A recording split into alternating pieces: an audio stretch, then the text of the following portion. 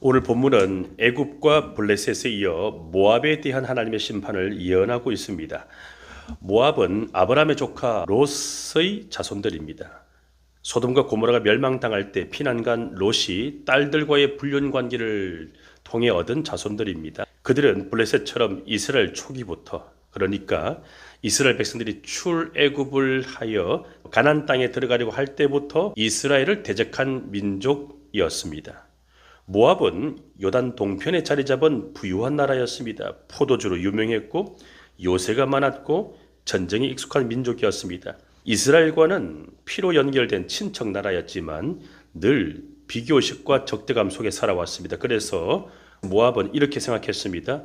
우리는 저들보다 더 잘 살아야 된다. 그래서 이스라엘을 조롱해야 된다. 그러나 하나님은 이렇게 선언하십니다. 모압도 교만하여 파괴되었다.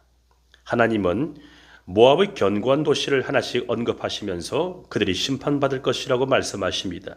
모압의 견고한 도시들은 모압이 자랑하던 성읍들인데 하나님 없이 쌓아 올린 안전지대입니다.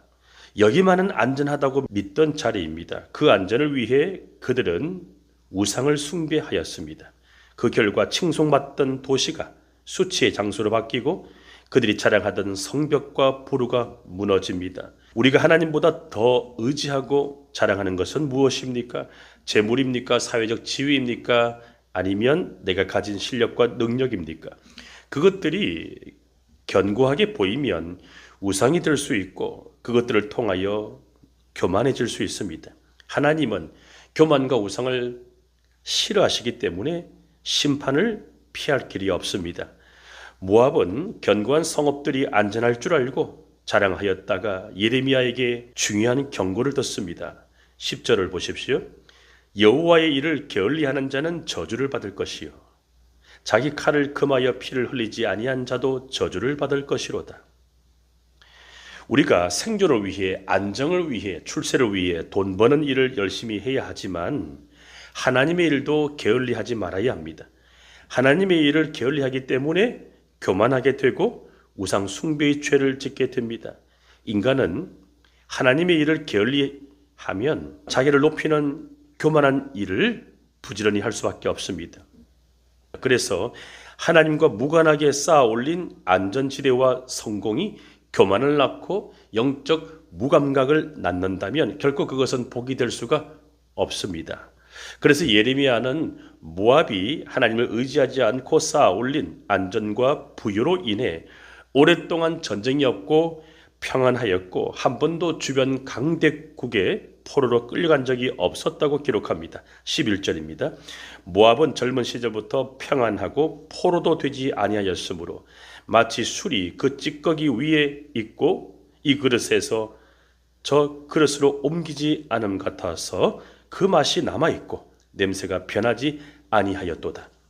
북이스라엘이나 남유다는 아수르와 바벨론에 의해 여러 차례 침략과 포로 이주를 겪으며 고난을 통해 정죄되고 겸손해져야 할 기회가 있었지만 모압은 그러한 고난을 통해 걸러지는 경험이 없었다는 뜻입니다. 그래서 모압은 마치 포도주가 시간이 지나면 다른 용기에 옮겨 담아야 찌꺼기가 가라앉고 맛이 깊어지는 것처럼 한 번도 주변 나라와 전쟁을 하여 민족의 이동이 없었다고 말하고 있습니다.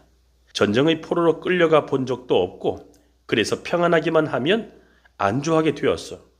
인생의 깊은 맛을 느끼지 못하게 되기 때문에 평안한 것이 항상 좋은 것만은 아닙니다. 전쟁과 고난이 저주일 수 있지만 그것을 통해 나라도 개인도 정화되는 것은 사실입니다. 그래서 이것은 우리에게 불편한 진실입니다. 사람이 너무 편안하고 고생을 모르면 세상에 안주하게 되고 회개의 필요성을 모르게 됩니다.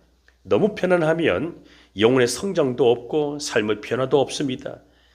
인생의 맛도 모릅니다. 회개의 필요성을 알지 못하기 때문에 그렇습니다. 그렇게 되면 마음도 생활도 고착화되어 버립니다. 마치 찌꺼기 위에 오래 놓아둔 술처럼 그들의 죄악은 정제되지 않고 그대로 굳어져 버리는 것입니다.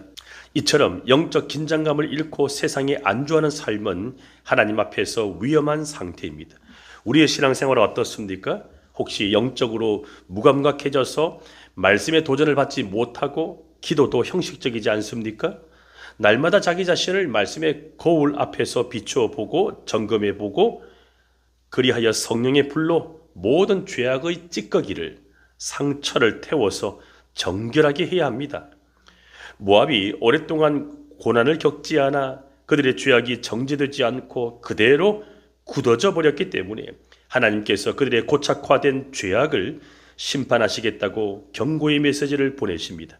그래서 모압을 흔들 자를 보내겠다고 말씀하십니다. 12절을 보십시오. 그러므로 여호와께서 말씀하시니라. 날이 이르리니 내가 술을 옮겨 담는 사람을 보낼 것이라. 그들이 기울여서 그 그릇을 비게 하고 그 병들을 부수리니. 이처럼 하나님의 말씀 듣기를 게을리한 자에게는 심판이 임합니다. 따라서 나를 안일하게 만드는 평안이 무너지는 것, 이것이 축복이 될 수도 있다는 것입니다. 그래야만 회개하기 때문입니다. 나는 지금 평안합니까? 요동합니까? 혹시 편안함에 머물러 안주하면서 영적인 게으름에 빠져 나태함의 죄를 짓고 있지는 않습니까? 생활은 윤택해졌고 형편은 나아졌지만 영적 무기력함에 빠져 예배를 드려도 감격이 없고 지체의 아픔을 전혀 통감하지 못하는 영적 무감각을 당연하게 여기지 않습니까? 그래서 예레미야는 모압의 멸망을 보며 슬픈 노래 애가를 부릅니다. 16절 17절입니다. 모압의 재난이 가까웠고 그 고난이 속히 닥치리로다. 그의 사면에 있는 모든 자여, 그의 이름을 아는 모든 자여, 그를 위로하며 말하기를 어찌하여 강한 막대기 아름다운 지팡이가 부러졌는고 할지니. 모압의 재난이 가까웠고 그 고난이 속히 임한다. 이 표현은 공의 하나님께서 모압의 나태함과 우상 숭배와 그 교만을 심판하시는 날이 불가피함을 뜻합니다. 모압이 자랑하던 힘과 권세는 강한 막대기 아름다운 지팡이로 비유됩니다. 고대 근동 문화에서 막대기와 지팡이는 권위와 통치력과 힘을 상징했습니다. 그러나 하나님의 심판 앞에서는 그 어떤 인간적인 힘도 권세도 한순간에 부러질 수밖에 없습니다. 이는 인간이 의지하는 세속적인 힘의 허무함을 드러냅니다. 궁극적인 힘과 권세는 오직 하나님께만 있습니다. 자, 여기에서 기독교인들의 자세는 어떠해야 할까요? 주변 국가가 우상 숭배와 나태함과 교만으로 인해 심판받을 때 하나님의 백성들은 탄식해야 합니다. 예레미야가 심판이 임박한 모압을 향하여 어찌하여 라고 탄식한 것처럼 기독교인들은 개인이든 집단이든 국가이든 하나님의 심판이 다가올 때 탄식해야 합니다. 저는 요즘 대한민국을 보면서 탄식하게 됩니다. 우리나라가 잘 살게 되면서 너무 교만해졌습니다. 증오심과 분노가 가득한 나라가 되었습니다. 정치가 진보와 보수의 양날개를 통하여 선한 경쟁을 하며 국가 발전에 이바지해야 되는데 그렇게 상생하지는 못하고 진영 논리로 이념 전쟁만 하고 있습니다. 그 결과 국론이 분열되고 세대 간에도 분열되고 지역 간에도 분열되니 안타깝습니다. 나라의 가치관과 문화가 사회에 흐르고 가정에 흐르고 교회에 흐릅니다. 이게 문제입니다. 한국 교회는 어떻습니까? 6.25 전쟁 후에 60년대부터 한국의 경제가 부흥되면서 한국의 교회도 함께 부흥하였습니다. 90년대 초반까지 부흥이 계속되고 난 이후부터 한국 교회는 경제적으로 잘 살게 되면서 영적인 안일함에 빠져 교회의 본질을 잃어버리고 사회적 공신력까지 잃어버렸습니다. 교회가 사회를 개혁하고 걱정해야 되는데 거꾸로 사회가 교회를 걱정하는 시대가 되었습니다. 저는 오늘 말씀을 묵상하면서 북한 땅을 긍휼히 여기는 기도가 나왔습니다. 어찌하여 저 북한은 3대가 세습하면서 국가의 최고 지도자가 신이 되어버렸는지 너무 안타깝습니다. 일제치하 36년, 공산치하 80년, 합하여 116년 동안 인권을 유린당하고 자유가 없는 나라, 너무 가난하여 지금도 굶주림에 허덕이는 나라 같은 동포라서 너무 안타깝습니다. 더 안타까운 것은 한국교회가 북한을 위한 중보 기도를 잃어버렸다는 사실입니다. 사실 남한의 기독교는 6.25 전쟁 때 북한에서 피난 온 사람들이 세운 교회 때문에 이렇게 부흥이 되었습니다. 남한이 북한에게 복음의 빚을 졌는데도 북한을 위해서 남한의 교회가 중보기도를 하지 않습니다. 모압처럼 영적인 안일함과 나태함에 빠졌고 너무 편안하여 기도의 야성이 다 죽었습니다. 모압은 풍요롭고 평안하게 된 것이 그들이 수호신으로 믿고 있는 그 모스 때문이라고 여겼습니다. 하나님은 이러한 우상 숭배의 죄를 확실하게 레슨하십니다. 13절을 보십시오.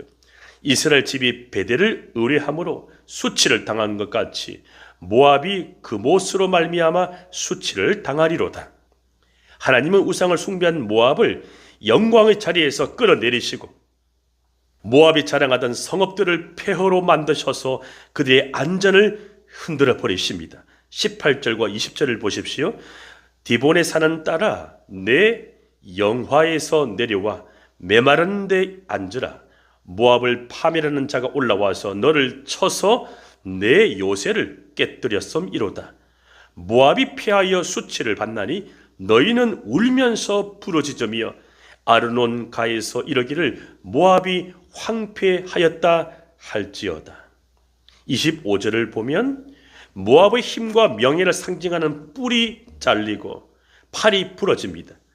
그러나 이런 심판은 끝이 아니라 회복의 시작으로 이어집니다. 언제든지 회개만 하면 회복이 있습니다. 하나님은 죽이기도 하시고 살리기도 하십니다. 가난하게도 하시고 부하게도 하십니다. 낮추기도 하시고 높이기도 하십니다. 모압은 끝까지 회개하지 않고 교만에 머물렀기 때문에 예레미야를 통하여 수많은 경고를 들었지만 그들이 회개하지 않았기 때문에 비참한 종말을 맞이했지만 우리에게는 아직 은혜의 문이 열려 있습니다. 하나님이 죽이시기 전에 회개해야 합니다. 하나님이 가난하게 하시기 전에 회개해야 합니다. 하나님이 낮추시기 전에 회개해야 합니다. 혹시 모압처럼 편안한 자리, 안주하는 자리에 있습니까? 그래서 어느 순간부터 영적인 나태함에 빠져 기도도 하지 않고 전도도 하지 않습니까? 하나님이 주신 복으로 잘 살고 있고 형통하는 것만 자랑하십니까? 그게 과연 진짜로 하나님이 주신 복일까요? 진짜 하나님이 주신 복이 그런 세속적인 돈과 출세와 명예와 성공일까요? 진짜 복은 우리가 예수처럼 사는 것입니다. 대부분의 간증을 들어보면 예수 믿고 복 받고 돈 많이 벌고 출세하고 성공한 자기 자랑만 하지 예수 자랑이 없습니다. 수많은 간증 속에 예수가 없습니다. 예수의 흔적과 예수의 삶과 자기 십자가가 없는데 그게 과연 복일까요? 저와 여러분이 예수처럼 살지 않고 안주하면서 살고 영적으로 무감각하여 회개하지 않고 살면 모압을 향하여 경고하신 그 말씀으로 오늘 우리에게 말을 걸어오실 것입니다. 그 영광스러운 자리에서 내려와서 이제는 메마른 땅에 앉으라.